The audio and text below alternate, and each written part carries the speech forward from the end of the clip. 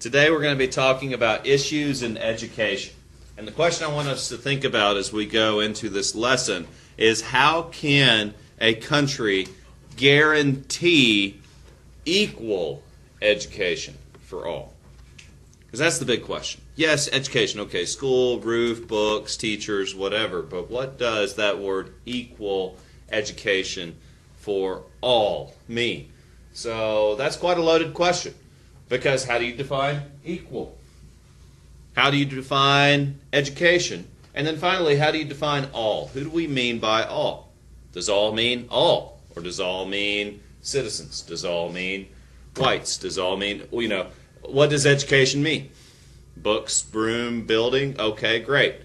Do we all have that? Well, for the most part. But what does equal mean? Does that mean per pupil spending? Does that mean outcomes? Does education mean outcome? What do I mean by outcome? Well, does education mean graduation? Well, all are not going to graduate. Well, does that mean that all will not be educated?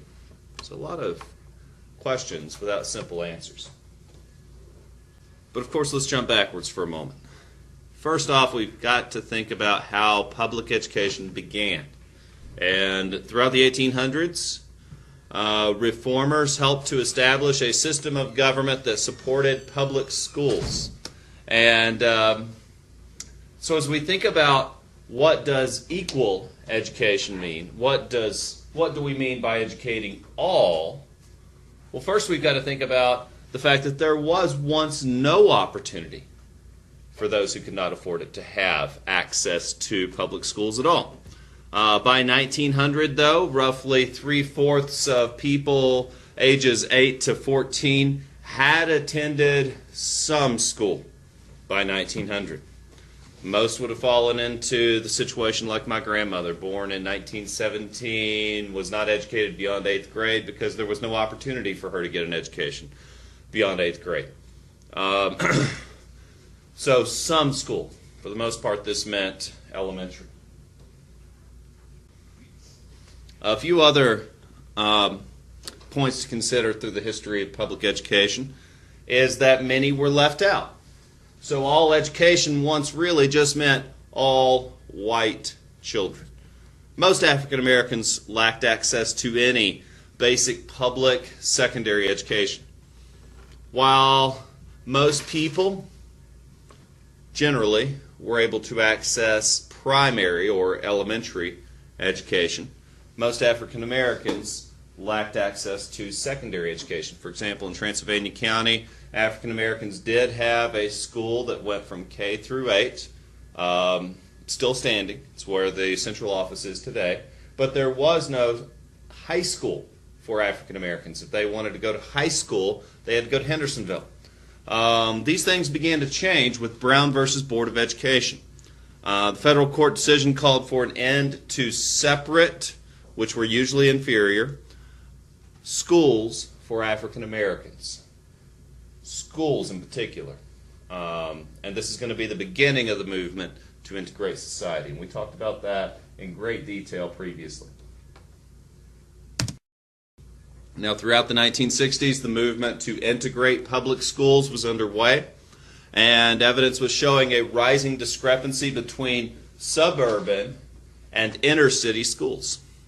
Inner-city schools, which as a result of this white flight that we've talked about, were people of affluence and with good jobs were usually moving out of the cities and then commuting in. And so that means that those people who were living in the cities were typically very poor, meaning the schools there were very poor, with outdated instructional materials, decaying buildings, underpaid staff, and very poor resources. Meanwhile, the schools in more wealthy districts had new facilities, new equipment, highly paid staff, excellent educational opportunities.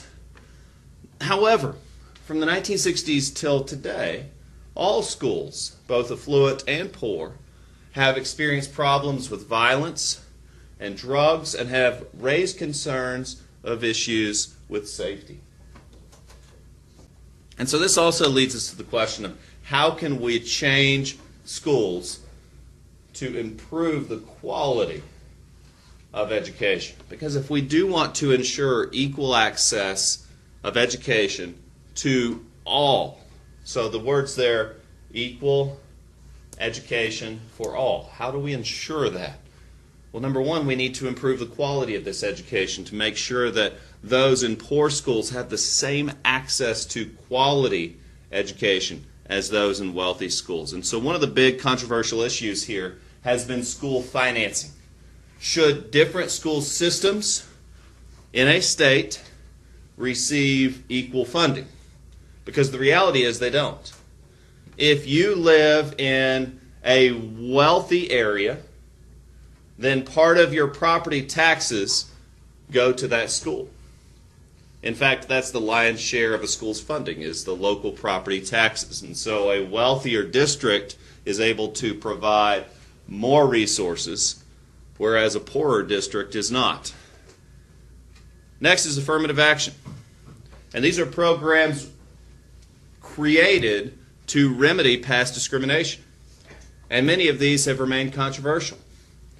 For example, we talked about the young man at the medical school in California who actually sued the state of California and sued the university system there because a black man who he was able to demonstrate in a court of law that was less qualified for his position than he was able to sue, and it went to the U.S. Supreme Court, and it was overturned, and he was admitted into Berkeley Medical School.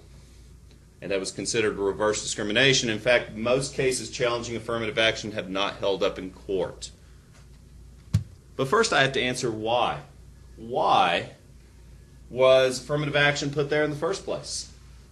Well, first we have to consider, was equal access always guaranteed? Well, certainly not, right? Plessy v. Ferguson mandated separate but equal. Was equal education always offered to all regardless of race? Certainly not, right?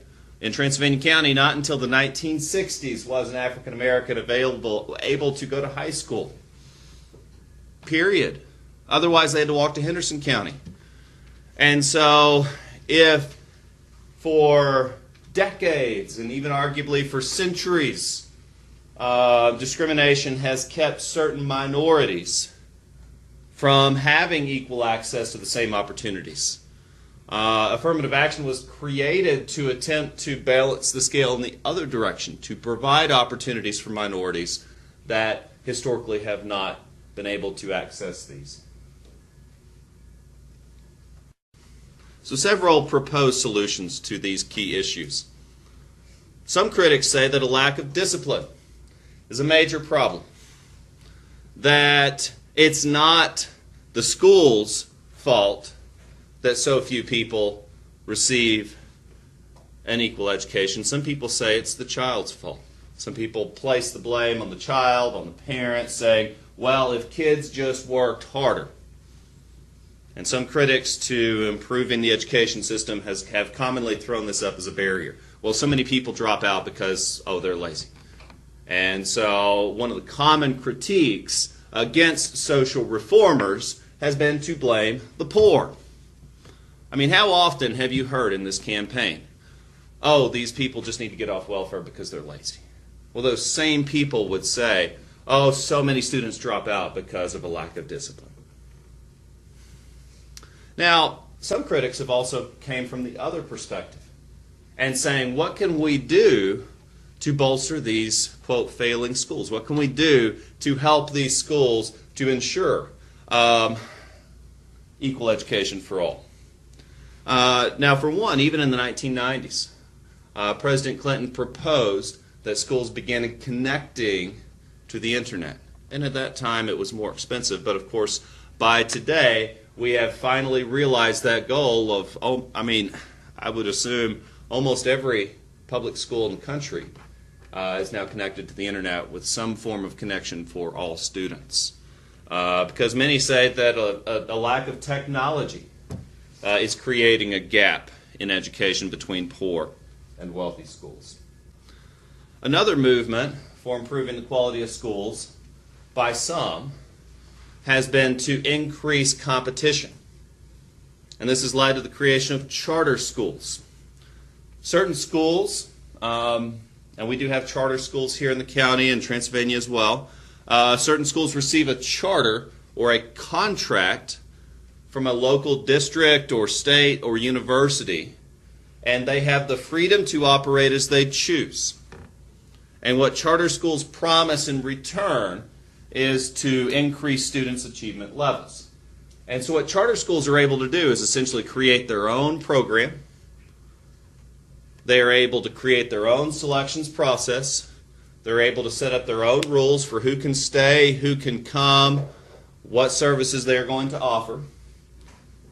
And in return, the state gets to claim that they are offering a greater choice in the level of education. The idea is that competition creates success. But I'd like to counter that these charter schools, in most cases, do not have buses, do not have free reduced lunch. Don't even have cafeterias. Yeah. And do not feed their students. They do not transport their students. And they are not accountable to the same rules. And also they can kick out their students at whim. So they do get to claim, yes, higher test scores. Why? Because they kick out students for the slightest infractions. Free and reduced population. Yeah, and they don't have an impoverished population like the public schools. But yet the state gets to call it school choice, and there are a growing number of charter schools in our country. And this has been one proposed measure. School voucher programs as well. I think I'm getting to that in a moment. Now the voucher system. And this has been another proposed measure for school choice. So if, some politicians want to claim that the problem with schools is that students don't have enough choices. Or the problem with schools is that, well, not everyone wants to go. And the state says, well, you have to go to your 16. Well, the voucher system was set up so that families could opt out of public education and choose to homeschool. And that some states would issue certificates to parents who would then use them to pay for their child's education at a school of their choice. They could choose to take this money and then devote their resources to homeschool, or they could choose to take this money and send their child to a private school. Now, it wouldn't be enough to pay the full tuition of a private school, but that idea is that the school would exchange the voucher for the payment from the government. Now, supporters of this program believe that parents will seek schools that provide a higher quality of education, meaning that it would lead to greater competition within the system and that the best schools would rise to the top in like a free market exchange. Some believe that this would lead to a greater competition and again increase the overall quality. What we have to realize is that schools are very expensive. And current estimate, so much of school funding relies on property taxes. A very small portion comes from the federal government, a portion, a larger portion comes from the state, but then so much of it does come from local property taxes. And like she was saying, these taxes are paid on the value of real estate in a town or city. So for example, I own a home as well, and a portion of what I pay towards that home, which is called my mortgage, my monthly payment for the bank, a portion of that goes to local property taxes, which then fund our schools and our local government and our police and fire, etc. And when schools are funded primarily by property taxes, that means that schools in poorer areas receive less money than those who live in wealthier communities. So for example, our county would be considered a poorer county. And therefore, the services that we can offer, which I think we've got a great school system, I really do. I think we do a lot with the little that we have. State. Yeah. I mean, we are. We are one of the better school systems in the state. Yet, financially, oh my goodness. Financially, there's no way we can compete with some wealthier districts like Wilmington or parts of Raleigh or, some of these extremely affluent neighborhoods. where you guys would be going on field trips all the time to these neat places, and social studies would be perhaps more open and interactive because you would have the opportunity to travel, or you would have these opportunities that maybe you don't hear. But I think we do an amazing job with what we have, but we just have to consider that when schools are funded through district funds, which we are primarily, then it's going to create a discrepancy. And that's going to make that question difficult of all equal education. Now, court cases have raised legal challenges to the issue of unequal school funding. Because if we are to ensure equal education, though I think we do an excellent job, and I think you guys are doing an awesome job, and I think our school system is great with what we have. But still, there's that question of, is it equal? Now, in 1993, and not all states are set up the way that ours is. For example, Michigan abandoned reliance on local property taxes as a basis of school funding. Funds come instead from state-controlled property taxes, increased sales taxes, and taxes on cigarettes and alcohol. And so what that means is that every county in Michigan receives the same level of funding for their schools as every other county. The idea here was to rule out these inequalities that we've just demonstrated. And affirmative action, like we explored previously, the idea with affirmative action is to give women and minorities greater educational and workplace opportunities. Though this issue of quotas we've seen has been very controversial. Many disapprove of this, and that would be the setting aside of certain numbers of jobs or certain numbers of seats in a school for members of underrepresented groups. And I'll skip. Okay. And then finally, we've already explored this case, but I want to give you a few more details. The young man applying for medical school's name was Alan Back. He was in a pre-medical program that was extremely competitive. Anyone hoping to become a medical doctor is going to not just be seeking to get good grades, but better grades than their peers so that they can get into medical school. And then there are very limited seats in the medical school, and so they're going to take only the very best students from these pre-medical programs. And Alan Back was one of these really good students. He felt that he had very competitive grades, yet he was rejected twice. And then what he was able to demonstrate in the court of law is that minority students with lower grades and test scores were accepted. Now, finally, as a result of this decision, Back was admitted to the school. But again, schools can still use race as a factor, yet in the state of California, a statewide petition was created to ban this.